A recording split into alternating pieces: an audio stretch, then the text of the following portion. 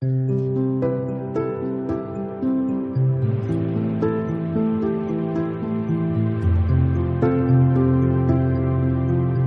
to Philanthropy in Focus, where we shine a light on the people and organizations making a difference in our communities. From executive leaders to frontline team members, each episode offers an inside look at the mission, challenges, and opportunities shaping the nonprofit sector today.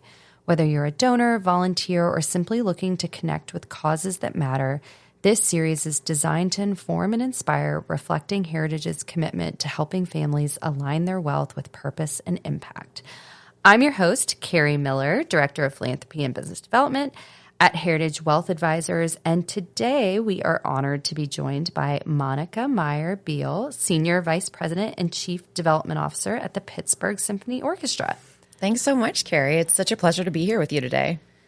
Well, Monica, to start, could you share a little about the Pittsburgh Symphony Orchestra and the role it plays in the community and truly the broader cultural landscape? Absolutely. Thanks so much. So the Pittsburgh Symphony Orchestra stands as a world-class institution with a rich history spanning over 129 years of musical excellence.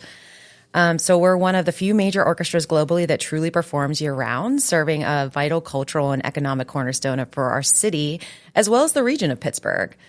So just to start, a little bit about our impact. Our impact extends far beyond the stage. We generate an impressive $125 million in annual economic impact in the community. It's truly a tremendous contribution, and it gives us the second highest impact per dollar and impact per attendee across all arts organizations in Pittsburgh. So it really showcases that we really have that value in our operations on our day-to-day basis. So annually, I'm going to throw out some numbers just right away for us. So annually, Heinz Hall attracts more than 250,000 visitors from 25 states in 25 counties. And it just affirms our role that we're like the significant regional and national draw that puts Pittsburgh in the spotlight. So we joke more recently about the Pittsburgh Symphony. We see ourselves as the fourth elite team. So, you have the Pens, the Pirates, the Pirates most of the time, the Steelers, and we kind of see ourselves as like that fourth team. We're a full-time world-class orchestra, and we perform over 100 concerts a year, which I think is pretty shocking for people when they hear that number, not realizing that's like kind of the scope that we have each season. So locally, we're also committed to enriching the lives through music. So last season, we reached over 30,000 kids and adults, and they participate in our extensive learning and engagement programs. And with a staggering 25,000 of those they're participating for free.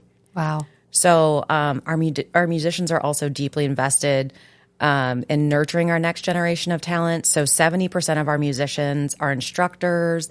They collectively dedicate over 50,000 hours of music education throughout the Pittsburgh area.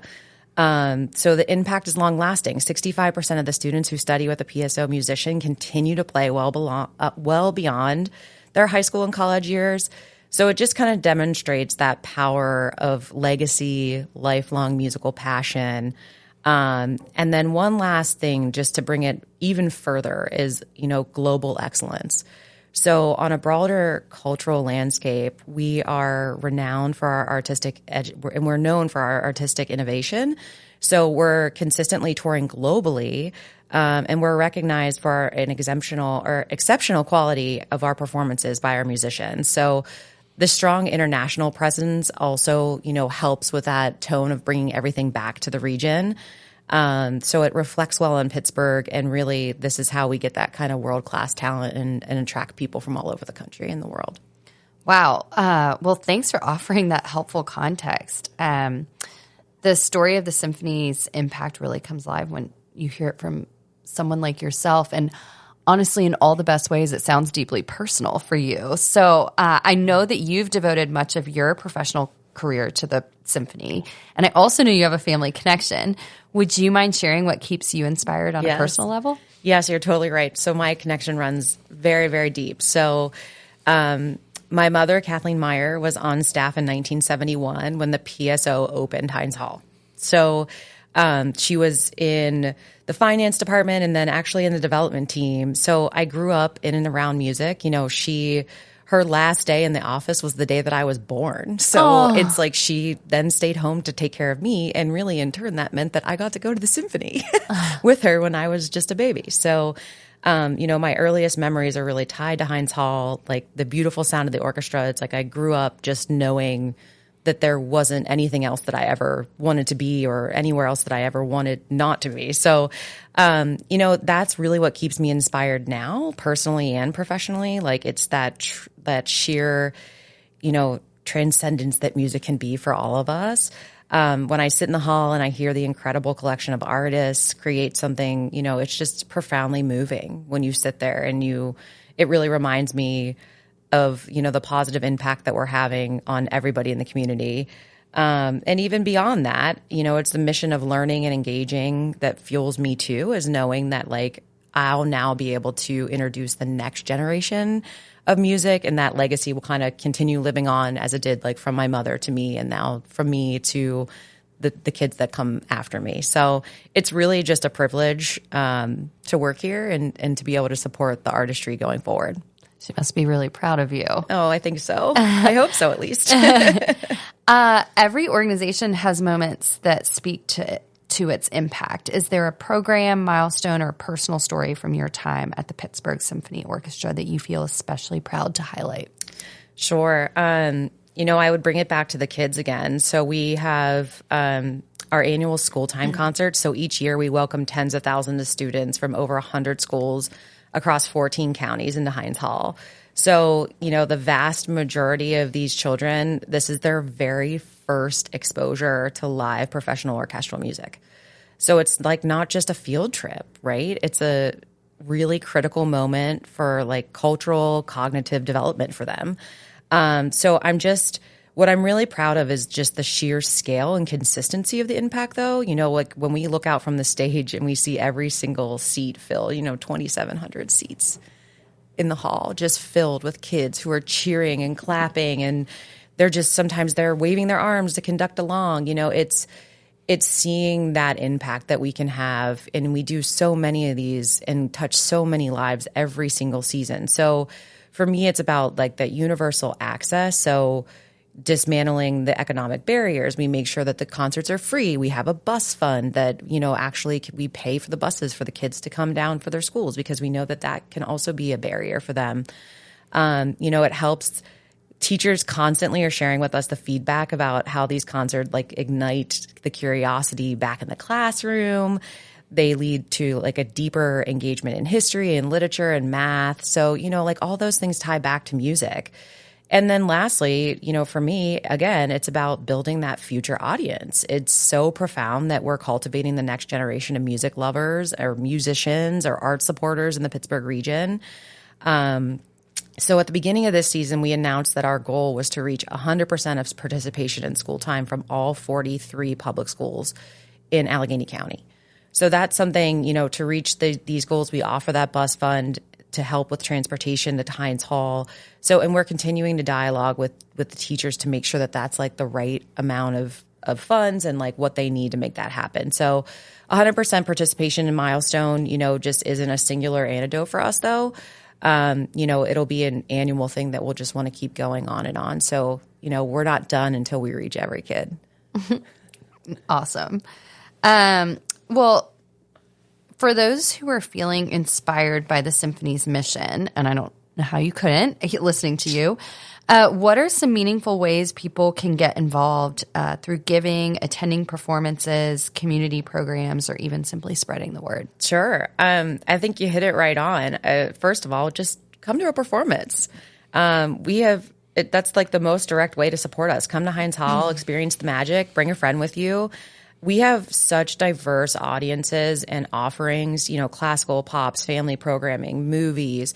We have so many things that people will find something that they will love and that they'll want to come see. Like just this past weekend, we did Elf the movie. It was just so fun and magical. And people are like, I had no idea that this was even a part of something that a symphony would do. So it's just really exciting. to be able to come into the hall, especially, there were a lot of first timers this past weekend too. And to see like the glow on their faces just is such a wonderful, wonderful experience. Obviously I wouldn't be doing my job in philanthropy if I didn't say also give a gift.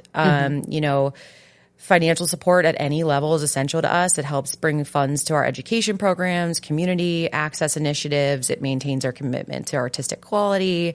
Those tickets that I talked about, tickets only actually cover 25% of what it takes for us to put the musicians on the stage.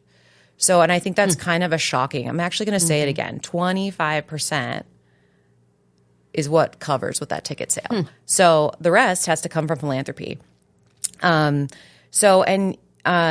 other thing that I'll mention is that many listeners might also be familiar with Pennsylvania's Education Improvement Tax Program. So it's EITC, and some other states have similar tax credit programs as well. So Pennsylvania's program allows individuals or business to redirect their state taxes to an approved private school or charity to receive 90% of the state income tax credit. So what a lot of people don't know is the PSO is one of those charities that qualifies because we have that access to free educational programming. So we would recommend that people also look into that and, ask their tax advisor about the EITC programs or similar programs.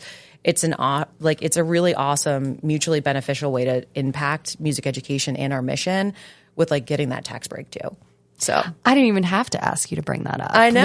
Heritage would be happy to work with anybody who is interested in pursuing that program. Absolutely. It's so easy. So what would you say the symphony's greatest need right now is, and where can supporters make the biggest difference? Sure. So spread the word. Tell your friends and your colleagues about a concert that you enjoyed or a community program that you admired or attended. Word of mouth enthusiasm is invaluable, and it really is that's the essence of building our audiences and our base for support. And the other thing I really want people to know too is Heinz Hall and the PSO are for everyone. We offer extraordinary classical concerts, pops concerts, genres like jazz, musical theater, your favorite artists with the PSO.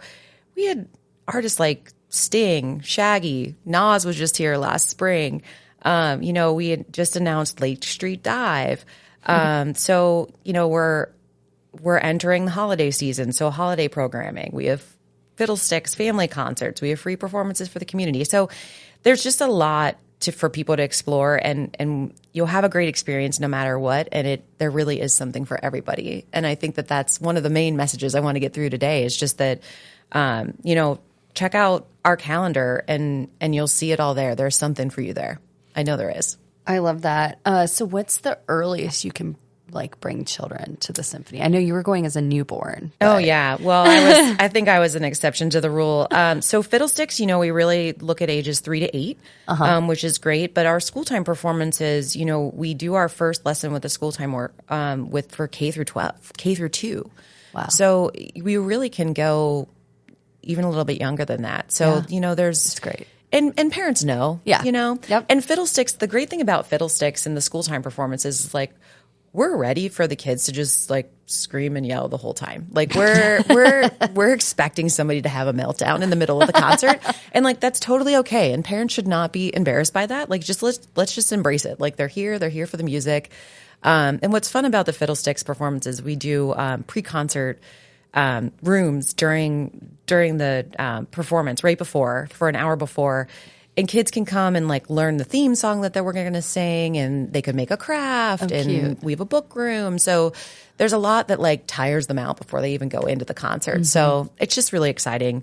But I think that, parents will know when it's time. Yeah. Bring them in though. Well, that is the more the merrier, really. Really creative, thinking about tiring them out before the performance. Right. So speaking of community engagement, what's one question you wish donors would ask you? Oh my gosh, I love this question.